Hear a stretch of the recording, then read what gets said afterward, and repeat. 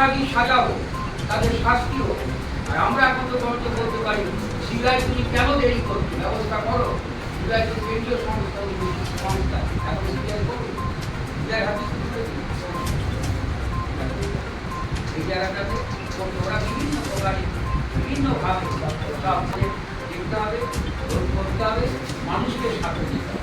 আমি তো বলি, আজকেও রান্নায় বলি, কেউ তো মোবাইলে ছাড়ছি, আজকেও বলেছি যাতে লোক ঠান্ডা করে।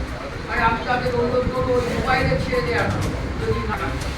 কেউ বলছে দুর্গা পূজার টাকা অনুদান, নশো করছে সবচেয়ে দুর্গা পূজার টাকা চলে যায়।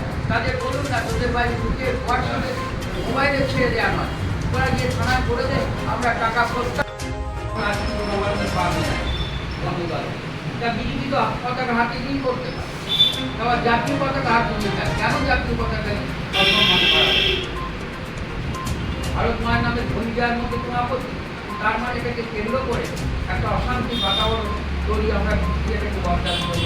আমাদের এলাকায় আমরা থাকি, পশ্চিমবঙ্গে আবার অশান্তি বাতাবরণ তৈরি করার একটা চেষ্টা করি।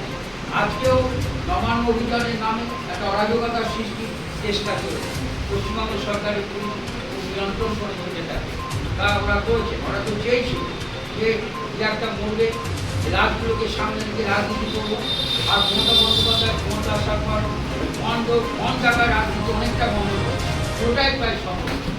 পুজোর আগের মুহূর্তে অর্থনীতিতে টান করে একটা মঞ্চ মানে কত প্রতি আপনারা ভেবে দেবেন।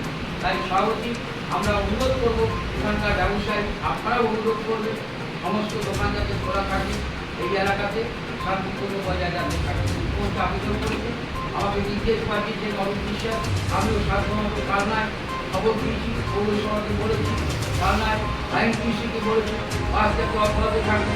আমাদের এখানে টোটো আছে, অমুক আছে, তারাই থাকুন না কেন, তাতে যখন যান পরিষেবা বন্ধ না হয়, তাতে যেন বন্ধ না হয়, এই ব্যাপারে আপনারা মানুষকে বোঝাবেন। পশ্চিমবঙ্গে মানে একে অরাজকতাকে আমরা মানছি না। যে ঘটনা ঘটেছে আরজিকর হাসপাতালে, প্রকৃত দোষীদের সাজা হোক, দৃষ্টান্তমূলক সাজা হোক, তা আমরাও চাই, কিন্তু এটার নাম করে রাজনীতি করে করবেন না।